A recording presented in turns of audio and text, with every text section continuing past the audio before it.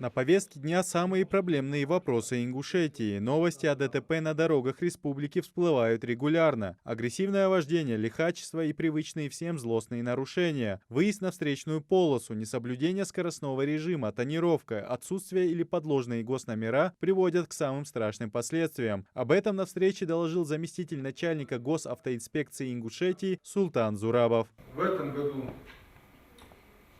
дорожно-транспортное происшествие на дорогах республики 61 дорожно-транспортное происшествие, аналогичный период за 70, более 70. Погибшие в этом году 17 погибших, в прошлом году 30 погибших у нас. То есть снижение почти в 2 раза. И раненые, в прошлом году было 112 раненых, в этом году 93 раненых.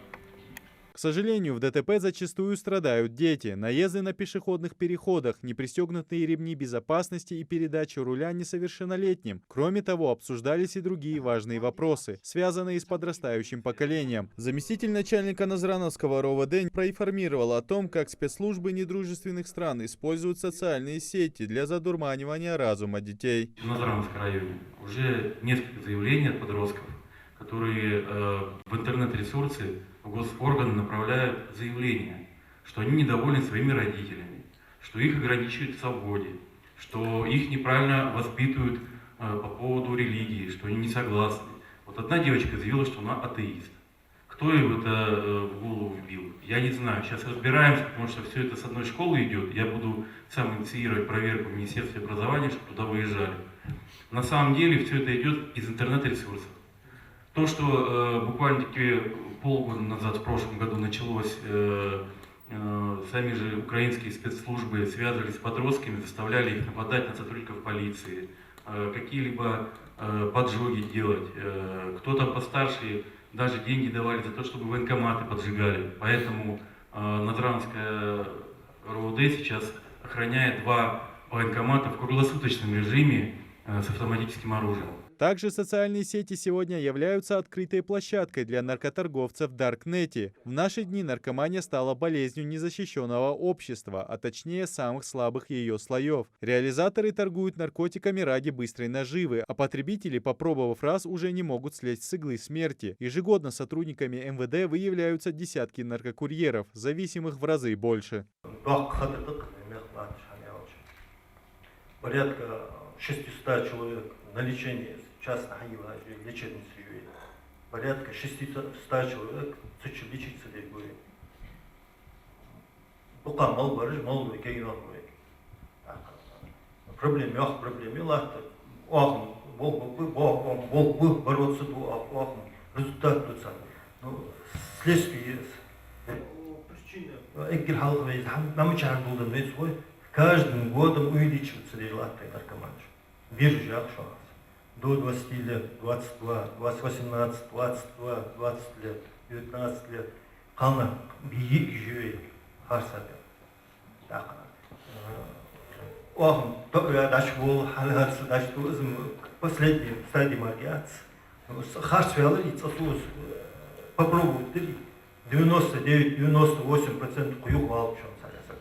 Лучший способ профилактики наркомании – изменение ситуации через формирование у местных жителей нетерпимости к любым психоактивным веществам, считают собравшиеся. Если граждане начнут осознанно помогать сотрудникам правоохранительных органов выявлять и пресекать подобные нарушения, то, возможно, предпринятые меры будут действенны. Заместитель главы администрации Назрановского района Тамерлан Измайлов рассказал одну историю, где он смог поймать наркокурьера в поезде по пути домой.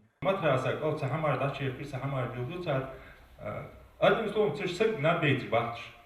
Бахки, це 50 лет, бахки клин тегина бухиш. Так, ж аж мовин я, he серси лаки улче, а то сегодня аз матрас хал эйбуче, це матрасак алга лирики тропика медиал. Азрутак халгат за лирики тропика медиа хаш бахиш. Ж растов лишак, ж мушах хисаб хатсун, но со растов хат хоч хансун бейнах бахиш. Туда гоудану сообщение это ал эйрен басахта чу поезд Назран юсатчы бушан. О қызметтермен жикал хылыш яны гоудану информация яны Eğrene toakaş govu çıkallah dijer. Şu rükzak yani iş darbıgır. Darbıga hani telefon ya folder ya. Şu rükzak bıtsa hani lirik trafika medya bomboyaj yani. Также обсуждались сегодня противодействие мошенничеству и хранение огнестрельного оружия. В рамках встречи были обсуждены все вопросы, озвучены конкретные предложения по улучшению ситуации, согласованы меры по их реализации. Встречи Общественного совета при МВД и местной администрации проходят во всех муниципалитетах республики. Такие мероприятия мы проводим в каждом населенном пункте республики.